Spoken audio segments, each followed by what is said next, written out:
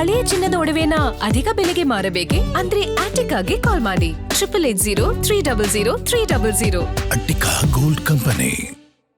CM DK Shivakumar ಆಡಳಿತ ಯಂತ್ರಕ್ಕೆ ಚುರುಕು ಮುಟ್ಟಿಸಿದ್ದಾರೆ. ಮೊದಲ ಬಾರಿಗೆ ಜಿಲ್ಲಾಧಿಕಾರಿಗಳು ಮತ್ತು ಸಿಇಒಗಳ ಸಭೆ ನಡೆಸಿ ಇಡೀ ದಿನ ಅಧಿಕಾರಿಗಳ ವರ್ಗಕ್ಕೆ ಬಿಸಿ ಮುಟ್ಟಿಸಿದ್ದಾರೆ.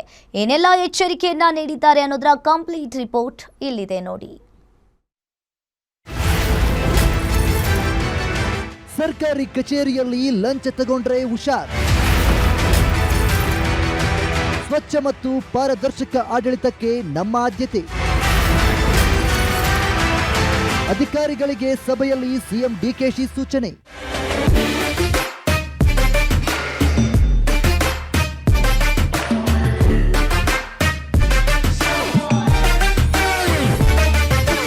ಸಿಎಂ ಡಿಕೆ ಶಿವಕುಮಾರ್ ಅವರು ರಾಜ್ಯದ ಎಲ್ಲ ಜಿಲ್ಲಾಧಿಕಾರಿಗಳು, ಜಿಲ್ಲಾ ಪಂಚಾಯಿತಿ ಸಿಇಒಗಳು ಮತ್ತು ಜಿಲ್ಲಾ ಪೊಲೀಸ್ ವರಿಷ್ಠಾಧಿಕಾರಿಗಳೊಂದಿಗೆ ಪ್ರಗತಿ ಪರಿಶೀಲನಾ ಸಭೆ ನಡೆಸುವ ಮೂಲಕ ಆಡಳಿತ ಯಂತ್ರಕ್ಕೆ ಚುರುಕು ಮುಟ್ಟಿಸಿದ್ದಾರೆ. ವಿಧಾನಸೌಧದಲ್ಲಿ ನಡೆದ ಈ ಸಭೆಯಲ್ಲಿ ಡಿಕೆ ಶಿವಕುಮಾರ್ ಹಲವು ನಿರ್ದೇಶನಗಳನ್ನು ನೀಡಿದ್ದಾರೆ.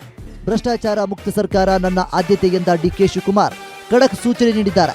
ಪ್ರತಿ ಸರ್ಕಾರಿ ಕಚೇರಿಯಲ್ಲಿ ಲಂಚ ಕೇಳಿದ್ರೆ ದೂರು ನೀಡಲು ಫೋನ್ ನಂಬರ್ ಡಿಸ್ಪ್ಲೇ ಮಾಡುವಂತೆ ಖಡಕ್ ಸೂಚನೆ ನೀಡಿದ್ದಾರೆ.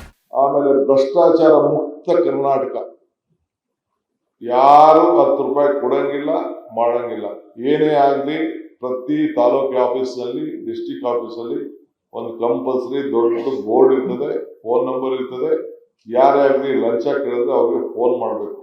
ಕೆಲವರು ಇದ್ದಾರೆ ಎಕ್ಸ್ಟ್ರಾಕ್ಷನ್ ಮಾಡೋಂಥವ್ರು, ಮಧ್ಯವರ್ತಿ ಇದ್ದವರು, ಸುಳ್ಳು ಕೇಸ್ ಹಾಕೋರು, ಸುಳ್ಳು ಕಂಪ್ಲೇಂಟ್ ಕೊಡೋರು ಇರ್ತಾರೆ.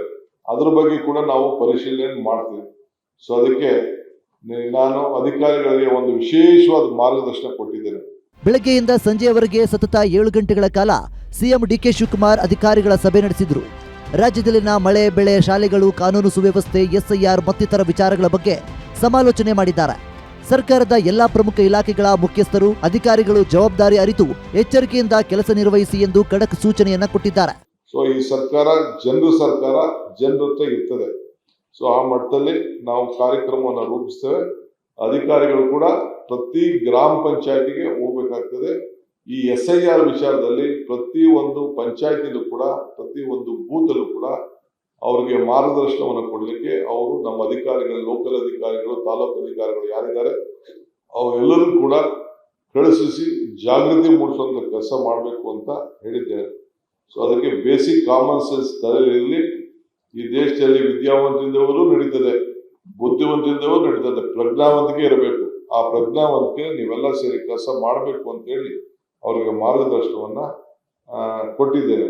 ಇನ್ನು ಮೊದಲ ಕ್ಯಾಬಿನೆಟ್ನಲ್ಲಿ ತೆಗೆದುಕೊಂಡ ನಿರ್ಣಯಗಳ ಜಾರಿಗೆ 100 ದಿನಗಳ ಅಭಿಯಾನವನ್ನ ಮಾಡಬೇಕು. ರಾಜ್ಯದಲ್ಲಿ ಭಾರತ್ ಜೋಡೋ ಸಂಘಗಳ ರಚನೆಯಾಗಬೇಕಿದೆ. ವಿದ್ಯಾರ್ಥಿಗಳ ಬಸ್ ಪಾಸ್ ವಿತರಣೆ ಕೆಲಸ ವಿಳಂಬವಾಗಬಾರದು ಮತ್ತು ಉದ್ಯೋಗ ವಿನಿಮಯ ಕೇಂದ್ರ ಆರಂಭ ಮತ್ತು ಆಸ್ತಿ ಬಿ ಖಾತೆಯಿಂದ ಎ ಖಾತೆ ಸೇರಿದಂತೆ ವಿವಿಧ ವಿಷಯಗಳನ್ನ ಮುಂದಿಟ್ಟು ಸರ್ಕಾರದ ಅಭಿಯಾನ ನಡೆಸುವ ಕುರಿತು ಸಭೆ ಚರ್ಚೆ ನಡೆಸಿದ್ದಾರೆ.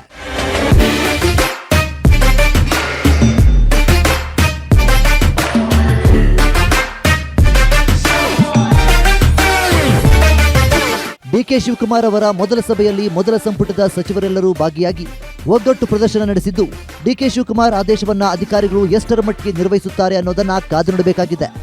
Durgesh Nayak, political bureau, guarantee news, Bengaluru.